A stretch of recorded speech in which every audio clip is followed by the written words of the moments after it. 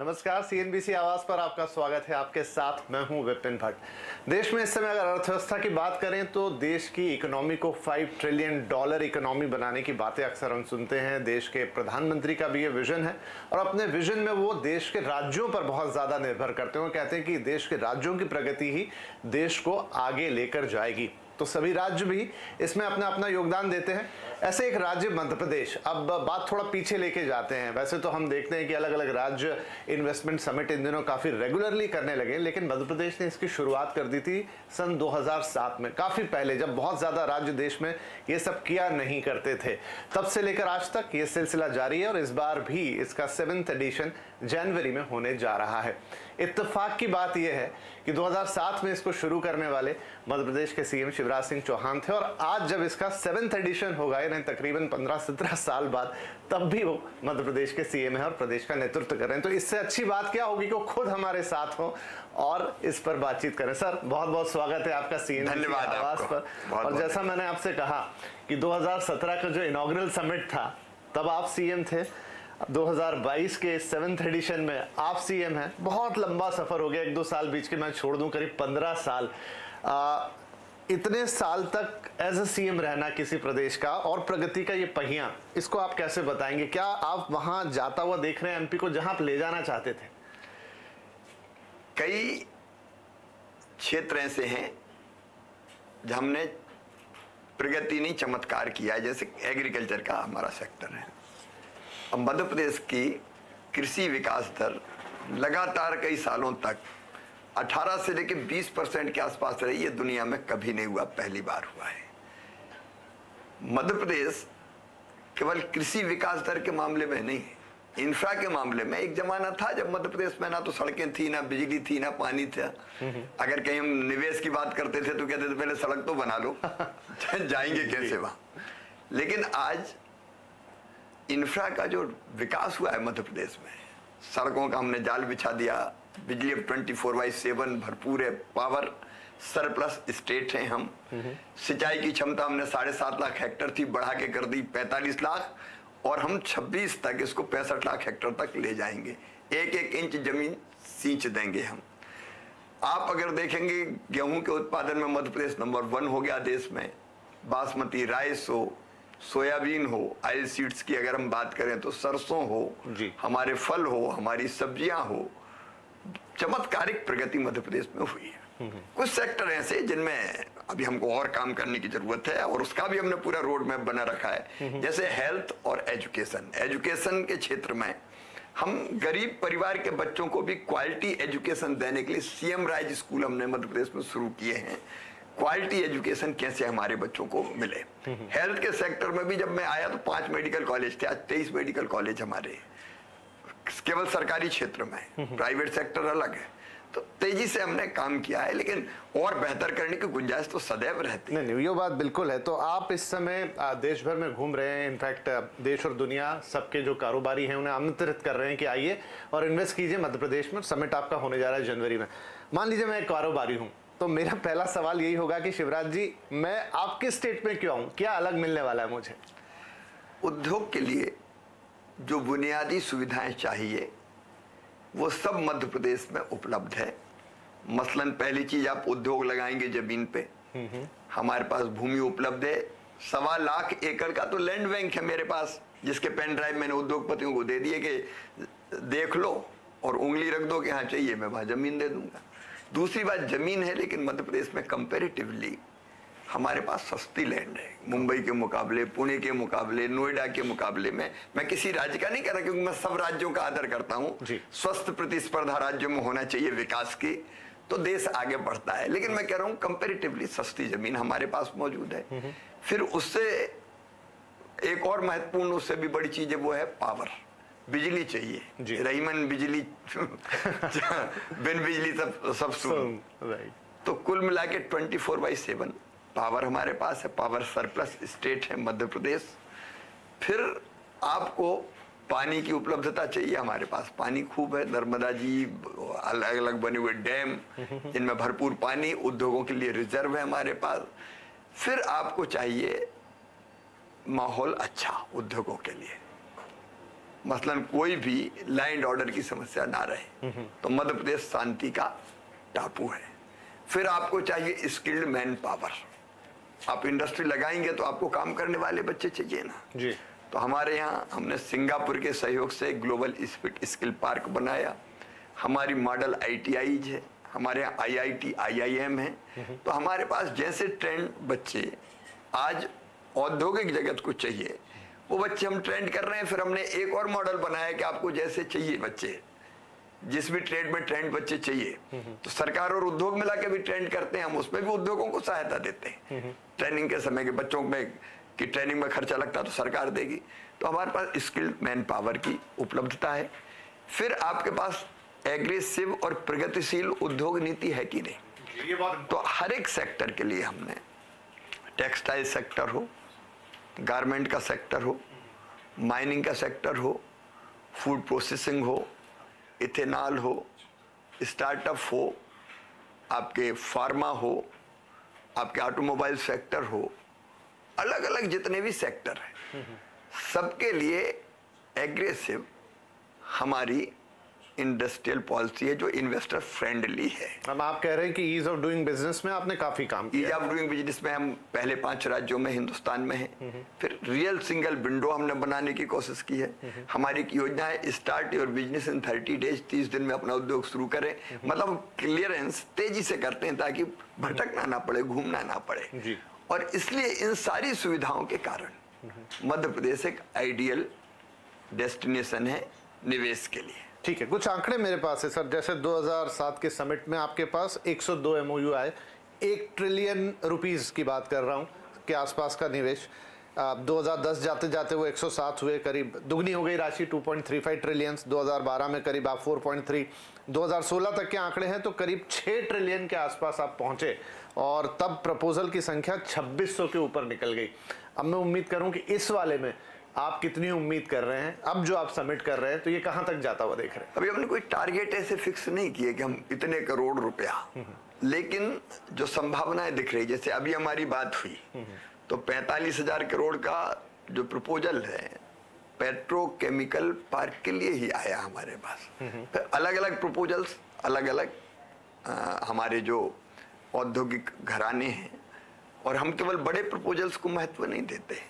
MSME की policy भी हमारी बहुत एग्रेसिव है। 42 हमने अलग अलग MSME के क्लस्टर डेवलप कर लिए हैं। तो कोई छोटा उद्योग भी लगाना चाहे, क्योंकि छोटा उद्योग रोजगार बढ़े देता है, तो धीरे धीरे उनके कारण रोजगार की संख्या काफी बढ़ती है, तो उनको भी हम इंपॉर्टेंस दे रहे हैं। कुल मिला के हमारी कोशिश ये है कि मध्य प्रदेश की जितनी संभावनाएं हैं उनका दोहन करके हम देश की प्रगति और विकास में योगदान दें और रोजगार के अवसरों को भी सृजित करें और मध्य प्रदेश की अर्थव्यवस्था को मजबूत करें, पर कैपिटा इनकम बढ़े। तो फोकस हमारा इस पे। तो शिवराज जी, जो आंकड़े मैंने कहे तो MOUs तो साइन होते हुए हमें नजर आते हैं। कन्वर्जन रेट अगर आप बता पाएं कि कितने होते हैं, क्योंकि 100% कन्वर्जन तो शायद किसी राज्य में नहीं है। पहले हम MOUs करते थे, फिर हमको लगा कि कई MOUs उत्साह में हो जाते हैं जी। इसके बाद वो इम्प्लीमेंट नहीं। ये बात बिल्कुल सही है। आप ये मानिए कि जो MOUs आपने किए उनमें से 20-25% जमीन पर उतर आए तो उसको बेहतर माना जाता था, क्योंकि उस समय हम वातावरण बनाते हैं, उत्साह में लोग आते हैं। लेकिन इसके बाद वर्कआउट करते समय फिर कई लोगों को लगता है ये ठीक रहेगा कि नहीं रहेगा, तो उसकी संख्या कम होती है। अब हम वैसे MOU नहीं करते कि केवल कागज पे कर लिए, हम ठोस बात कर रहे हैं। जैसे अब भी हम केवल सबमिट करने नहीं आए, हम तो 1 to 1 उद्योगों से हम चर्चा कर रहे हैं, निवेशकों से हम चर्चा कर रहे हैं, उसमें प्रपोजल फाइनल करने की कोशिश कर रहे हैं। तो हमारी कोशिश ये रहेगी कि जो आए 100% का कोई नहीं कह सकता, उनमें से मैक्सिमम जमीन पे उतरे। तो मैंने जैसा शुरुआत में कहा कि अब लगभग हर राज्य देश का इस तरह के समिट्स करता है और कोशिश करता है कि वो लोगों को लेकर आए, तब आपका काम थोड़ा और चैलेंजिंग हो जाता है कन्विंस करने के लिए। मेरे इसमें आनंद इसलिए आता है कि देखिए, आफ्टर ऑल हर राज्य अपनी है, हम सब भारत माँ के लाल, भेदभाव का कहाँ सवाल। मुझे तो खुशी होती है जब मेरा दूसरा राज्य भी कोई प्रगति करता है, लेकिन अगर एक स्वस्थ प्रतिस्पर्धा हो जाए, होड़ लग जाए कि मैं ज्यादा लाता हूँ कि तुम ज्यादा लाओ, तो उससे फायदा देश का ही है ना। हर प्रदेश बेहतर से बेहतर कोशिश करेगा, इसलिए हर एक राज्य अच्छी कोशिश कर रहा है और हर एक राज्य सफल हो जी, और बेहतर करने की कोशिश करें। हम देश से भी लाएं, दुनिया से भी लाएं, तो ये स्वस्थ प्रतिस्पर्धा देश के हित में है। तो आपके राज्य को एक एडेड एडवांटेज है कि आपकी जो पोजीशन है भारत के अंदर, भारत का दिल वैसे भी मध्य प्रदेश है, क्या वो स्ट्रेटेजिक लोकेशन का लॉजिस्टिक पॉइंट ऑफ व्यू से, क्योंकि इस समय जो भारत के कई उद्योग धंधे उसमें लॉजिस्टिक्स का इंपॉर्टेंस बहुत बढ़ गया है, उसका दोहन करने की आप कोई योजना? देखिए, देश का दिल है मध्य प्रदेश, इसलिए पूरा पश्चिम उत्तर दक्षिण चारों दिशाओं में हम अपना निर्मित सामान भेज सकते हैं। इसलिए लॉजिस्टिक हब भी मध्य प्रदेश बन रहा है, वेयर हाउसिंग के लिए मध्य प्रदेश बहुत उपयुक्त है, और कई प्रपोजल्स हमारे पास ऐसे आ रहे हैं कि अगर यहाँ बनाएंगे तो चारों दिशाओं में हम आसानी से भेज पाएंगे। तो हम उसको भी, हमारी लॉजिस्टिक और वेयर हाउसिंग की पॉलिसी भी बहुत प्रोग्रेसिव है। हम कोशिश कर रहे हैं कि उस लोग आए। एक सवाल और, आपने स्टार्टअप्स का नाम लिया, कन्वेंशनल बिजनेस आपके पास आते हैं, हमेशा से मध्य प्रदेश में रहे हैं, पीतमपुर इंडस्ट्रियल एरिया और कई इंडस्ट्रियल एरिया, लेकिन स्टार्टअप्स जो कि हम देख रहे हैं कि एक नई इकोनॉमी के नए सूत्रपात धारक हैं और आगे लेके बढ़ रहे हैं, उनके लिए क्या आपने अलग से कुछ किया है? हमने एक स्टार्टअप पॉलिसी अलग ही अपने बच्चों के लिए बनाई है। मसलन हमारे बच्चों को जिनको अपना नया स्टार्टअप प्रारंभ करना है तो प्रारंभ में कुछ पूंजी चाहिए, तो हमने वेंचर कैपिटल फंड स्थापित किया, जिसमें से हम मदद करने का प्रयास करते हैं कि बच्चे का हौसला ना टूटे। अगर सपने हैं तो सपने मर ना पाए, सपनों को हम सफल करें। फिर उनको हम उस पॉलिसी के अंतर्गत, वो किराए पे अगर कोई स्पेस लेता है तो उसका एक हिस्सा हम उसको देने का काम करते हैं। वो चीज बनाता है, फिर उसमें भी हम उसको सही प्रोत्साहित करने के लिए कुछ सहयोग करते हैं। तो पूरी एक पॉलिसी बनाई जिससे हमारे बच्चे अगर स्टार्टअप्स बनाएं तो वो आगे बढ़ सके, कोई बाधा ना है। ठीक है शिवराज जी, आपको थिंकिंग सीएम्स के तौर पे देखा जाता है, वन ऑफ द इंडिया के। एक जो बड़ी समस्या इस समय पूरे देश में वो है कि देश प्रगति तो कर रहा है, लेकिन जो सेंटर है डेवलपमेंट के वो कुछ चुनिंदा शहर रह गए, मसलन बॉम्बे हो गया, हैदराबाद हो गया, बेंगलोर हो गया, गुड़गांव, और पूरा लोड उनके ऊपर आ रहा है। तो उनकी प्रगति में तो वो बाधक बन ही रहा है और दूसरे शहरों की प्रगति में भी वो बाधक है।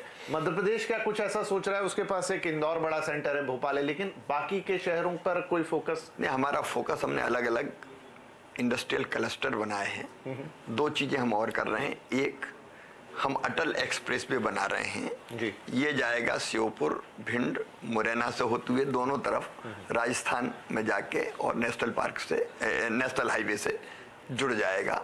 ये हम इसलिए बना रहे हैं कि नोएडा, दिल्ली, गुड़गांव, वहाँ सैचुरेशन है और लोग वहाँ से निकलना चाहते हैं, जमीन भी उतनी नहीं है, तो बाय रोड भी वहाँ से आना चाहे तो 3 घंटे में वहाँ पहुँच जाएंगे। एयर कनेक्टिविटी ग्वालियर में अलग है। उसके दोनों तरफ हम इंडस्ट्रियल क्लस्टर, क्योंकि कभी तो वहाँ डकैत हुआ करते थे बीहड़ों में, हम वहाँ इंडस्ट्रियल क्लस्टर विकसित कर रहे हैं, टाउनशिप्स विकसित कर रहे हैं। वैसे एक नर्मदा एक्सप्रेस वे हम बना रहे हैं जी। अब जो मैंने अटल एक्सप्रेस वे की बात की, बहुत पिछड़ा इलाका है इंडस्ट्री की दृष्टि से। अब जो हम नर्मदा एक्सप्रेस वे बना रहे हैं वो हम बना रहे हैं अमरकंटक से, मतलब छत्तीसगढ़ की सीमा से लेकर गुजरात की सीमा तक, पूरे बीच में मध्य प्रदेश से लगभग 950 किलोमीटर का। और उसके दोनों तरफ भी हम लॉजिस्टिक हब, इंडस्ट्रियल पार्क, उन क्लस्टर अलग अलग, उनके लिए जमीन सुरक्षित कर रहे हैं। तो ये क्या है कि जोड़ने वाला, कनेक्टिविटी अगर ठीक रही तो अलग अलग जगह पर भी लोग आ पाएंगे। इसलिए दो प्रयास हम इसलिए कर रहे हैं कि पूरे मध्य प्रदेश में कहीं ना कहीं कुछ ना कुछ आए। तीसरी चीज, हम MSME, हमने नमकीन क्लस्टर, तो हमने फर्नीचर क्लस्टर, अलग अलग जितने क्लस्टर रहते हैं वो भी अलग अलग हिस्सों में डेवलप करने का हमने प्रयास किया है, ताकि वहां भी लोग जाएं। और धीरे धीरे जा रहे हैं। ये बात सच है कि एक बार जो इलाका डेवलप हो जाता है कनेक्टिविटी और बाकी सुविधाओं की दृष्टि से, लोग फिर वहाँ का कुल मिला के माहौल ऐसा होता है कि चलो वहाँ चलेंगे, ज़्यादा ठीक है, तो ज़्यादा लोग वहाँ जाते हैं। लेकिन हमारा प्रयास है कि चारों तरफ लोग आए।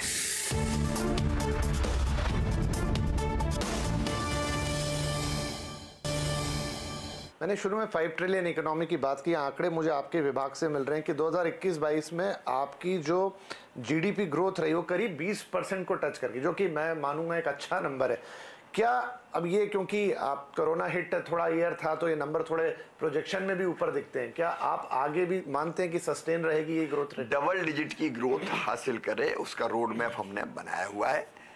हर साल 20% बढ़ जाएगी ये तो दावा कोई नहीं करता, लेकिन हम डबल डिजिट में लगभग रहें, ये हमारा टारगेट है। अच्छा, एक चीज़ और जिसके लिए मध्य प्रदेश की तारीफ भी होती है और वो ये है कि सफाई। इंदौर आपका जो शहर है वो हर साल ऐसे नंबर ले आता है नंबर 1 की, लोग आप कहने लगेंगे कि शिवराज जी ने शायद कोई सेटिंग कर रखी है।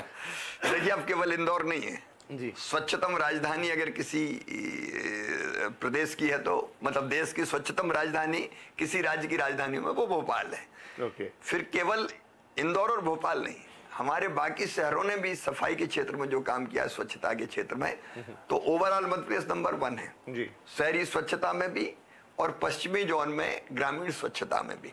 तो स्वच्छता हमारे संस्कार में है, आ गई, स्वभाव में आ गई।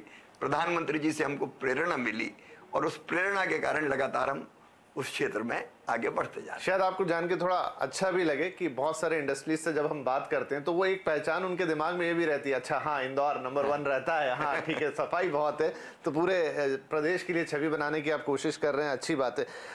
मैंने जैसे आपसे शुरू में भी पूछा, ये सवाल मैं दोबारा इसलिए पूछना चाहूंगा कि 15 साल किसी राज्य का सीएम होना सर बहुत बड़ी बात है।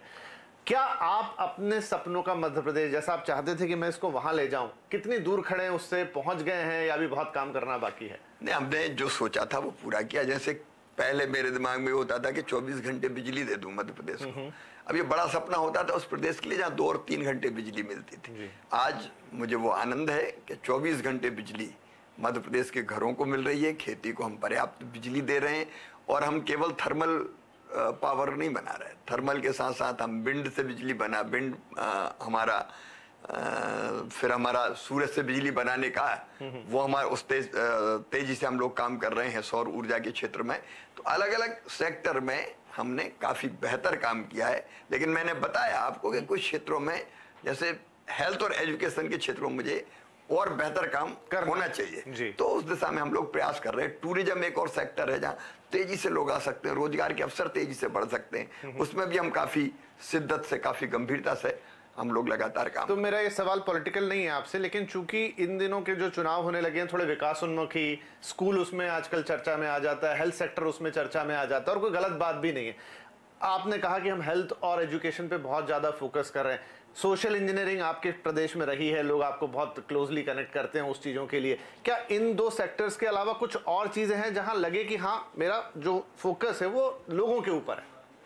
देखिए, एक विकास का प्रकाश आम आदमी तक पहुंचे। हम कहें GSDP हमारा ग्रोथ रेट है 19%, 20% और गरीब आदमी को कुछ नहीं मिला, उसमें धन्नू कल्ला पन्नू लल्ला को, तो फिर इस ग्रोथ रेट को क्या करोगे आप? तो ये पहुंचे आम आदमी तक, उसके लिए भी हमने कई तरह की योजनाएं बनाई है और वो योजनाएं हैं जन कल्याण की योजनाएं, गरीब को लाभ पहुंचाने की योजनाएं, रोटी कपड़ा मकान पढ़ाई दवाई रोजगार का इंतजाम सबके लिए हो, उसका इंतजाम। जैसे हमने एक क्रांति की मध्य प्रदेश में, मेडिकल की और इंजीनियरिंग की पढ़ाई होती थी केवल अंग्रेजी में जी। टैलेंट होते हुए भी, क्षमता होते हुए भी गांव के बच्चे, किसानों के बच्चे, गरीब के बच्चे, क्योंकि इंग्लिश मीडियम स्कूल में नहीं पढ़ पाते, तो टैलेंट तो है उनका, नीट के माध्यम से मेडिकल कॉलेज में सिलेक्शन भी हो गया, क्योंकि नीट की परीक्षा हिंदी में भी होती है, मराठी में भी होती है। लेकिन वहां जाके अंग्रेजी का मुकाबला हुआ तो वो डिमोरलाइज हो गए, क्योंकि वैसी अंग्रेजी की समझ उनको नहीं थी। तो मैंने देखा कि कई बच्चे पढ़ाई ही छोड़ देते थे। हमने मध्य प्रदेश में तय किया कि मेडिकल इंजीनियरिंग की पढ़ाई भी हिंदी में हम कराएंगे और मध्य प्रदेश पहला राज्य बना जहाँ मेडिकल की पढ़ाई अब हिंदी में हो रही है और बच्चे उत्साहित है, प्रसन्न है। तो कई ऐसी नई पहल जिससे गरीब के बच्चे भी, लोअर मिडिल क्लास के बच्चों को भी लाभ हो, ऐसी भी कई पहल मध्य प्रदेश लगातार कर रहा है। आपकी सोच अच्छी है सीएम साहब। 2023 में आपको लगता है कि लोग एक बार फिर आपकी सोच के लिए आपको चुनेंगे? ज्यादा दूर नहीं है। लोगों का प्यार और आशीर्वाद लगातार मिलता रहा है, विश्वास से आगे भी मिलेगा। मेरा आखिरी सवाल आपसे, और वो थोड़ा पर्सनल भी हो सकता है, कि मैंने जैसे आपसे कहा 2007 में भी मुलाकात की थी इन्वेस्टर समिट और आज 2022 में है, शिवराज सिंह बिल्कुल वैसे के वैसे ही हैं। क्या राज है इसके पीछे? कोई अंतर नहीं, जरा सा भी? देखिए, अब आप विनम्र रहें, जीवन का लक्ष्य तय करके उसको प्राप्त करने की कोशिश करें, दिनों रात काम करें और जनता को भगवान, यहाँ मेरा मतलब आपकी फिटनेस से भी है। अच्छा बस काम करते रहते हैं, इसलिए फिट रहते हैं। धन्यवाद सर। तो ये थे मध्य प्रदेश के मुख्यमंत्री शिवराज सिंह चौहान। बात तो हो रही थी इन्वेस्टमेंट समिट के ऊपर जो कि होने जा रहा है मध्य प्रदेश के अंदर, लेकिन उसी बहाने मध्य प्रदेश की अर्थव्यवस्था और चीज़ों को लेकर काफ़ी सारी बातचीत हुई। इन्वेस्टमेंट समिट होते रहते हैं और राज्यों में चलते रहते हैं, लेकिन हर राज्य की कोशिश यही कि वो अपने यहाँ प्रगति के कुछ नए आयाम को सेट करे, कुछ नई चीज़ों को बनाए। तो देखते हैं ये इन्वेस्टमेंट समिट कैसा होता है, क्या ये कुछ नई सौगातें लेकर आता है मध्य प्रदेश के लिए और राज्यों के लिए। नमस्कार।